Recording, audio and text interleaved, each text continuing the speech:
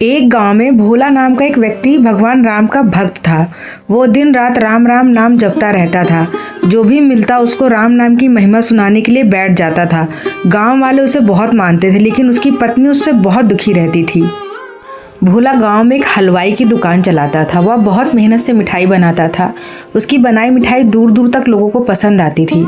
कुछ लोग उससे राम राम करके मुफ्त में मिठाई खा लेते थे। सुमित्रा, तुम इतने सीधे हो कि लोग तुम्हारा फायदा उठा लेते हैं। भोला, मैं तो प्रभु श्री राम का नाम लेकर मिठाई बनाता हूँ। कुछ लोग खरीद लेते हैं और कुछ लोग प्रसाद समझकर खा लेते हैं। सुमित्रा, लेकिन राम जी के चक्कर में नुकसान तो हो ही रहा है। भोला, तुम्हें पता है राम जी के नाम से जो मिठाई बनाता हूँ वो इतनी स्वादिष्ट बनती है कि ग्राहकों को बहुत पसंद आती है। सुमित्रा उसके स्वभाव से बहुत दुखी रहती थी। एक दिन सुमित्रा की सहेली उससे मिलने आई। सुमित्रा, बहन, मैं अपने पति से बहुत दुखी हूँ। वे कुछ समझते ही नहीं हैं। दुकान कैसे चलती है। सहेली, एक काम कर, तू उनकी दुकान को संभालना शुरू कर दे। कुछ दिन तू उनसे कहे कि वे मिठाई बनाए और बेचने का काम वह स्वयं करेगी। ऐसे में नुकसान नहीं होगा। अगले दिन सुमित्रा भोला से कहती है, सुनो जी, आप आज से मिठाई बनाओ, मैं दुकान पर मिठाई बेचूंगी।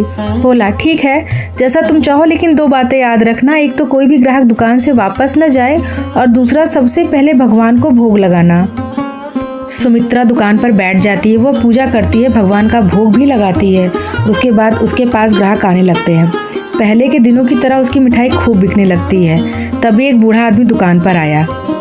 सुमित्रा, बाबा क्या चाहिए। बूढ़ा आदमी, बेटी, मुझे एक मिठाई खाने का मन है, लेकिन मैं खरीद नहीं सकता। सुमित्रा, बाबा, यहाँ तो बिना पैसे की मिठाई नहीं मिलेगी। मेरे पति पहले ही बहुत नुकसान कर बैठे हैं, अब ये सब नहीं होगा। कोई बात नहीं बेटा, वो जो राम जी को भोग लगी मिठाई है वही मुझे दे दो। उसे तो तुम अब बेचोगी नहीं, भगवान का प्रसाद समझकर ही दे दो। सुमित्रा, नहीं बाबा, कहा ना आपको पैसे लाओ तभी मिठाई मिलेगी। सुनकर बूढ़ा आदमी वापस चला जाता है। शाम के समय जब भोला दुकान पर पहुंचा तो देखा भोग की मिठाई रखी है। भोला बोला, क्या हुआ, आज बाबा नहीं आए। सुमित्रा, कौन बाबा। एक बूढ़ा आदमी आया था, मैंने भगा दिया। भोला बोला, या तूने क्या किया। जब से मैंने दुकान खोली है हर दिन वे बाबा आते हैं और भोग की मिठाई खाते हैं। उनके आने से पहले मेरी दुकान कम चलती थी, जब से वे आने लगे तो शाम तक सारी मिठाई बिक जाती है। सुमित्रा बोली, तुमने तो ना जाने कितने लोगों को मुफ्त में मिठाई खिला दी है, अब यह सब नहीं चलेगा। अगले दिन वो बूढ़ा आदमी नहीं आया। पूरे दिन सुमित्रा दुकान पर बैठी रही, लेकिन सारी मिठाई रखी रही, कोई ग्राहक नहीं आया। इसी तरह कुछ दिन और बीत गए। सारी मिठाई फेंकनी पड़ी। घर का खर्च भी चलाना मुश्किल हो गया। हार कर सुमित्रा ने कहा, मुझे लगता है कि आप ठीक कह रहे थे। आप जल्दी से जाकर बाबा को ढूंढ लाइए, नहीं तो हम भूखे मरने लगेंगे। भोला बोला, अब कहाँ मिलेंगे बाबा। सुमित्रा रोने लगती है। अगले दिन भोला दुकान खोलता है, भगवान राम का भोग लगाता है।